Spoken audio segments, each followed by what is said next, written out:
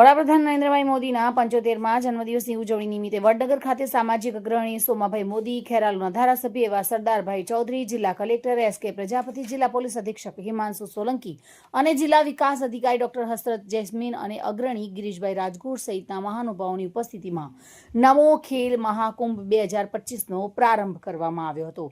આ પ્રસંગે ખેરાલુ ધારાસભ્ય સરદારભાઈ ચૌધરી સહિતના મહાનુભાવોની હાજરીમાં 75 જેટલા દિવ્યાંગોના હસ્તે કેક કપાવીને જન્મદિવસની અનોખી ઉજવણી કરવામાં આવી હતી।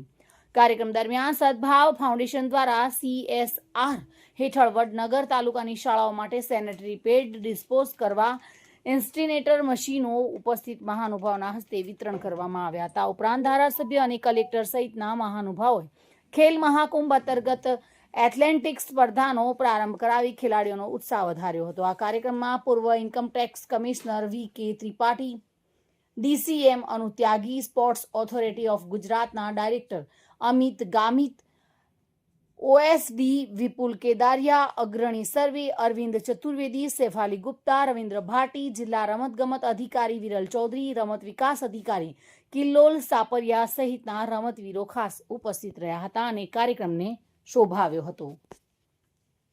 ભાવિન ભાવસાર સાથે bureau report, today Gujarati news.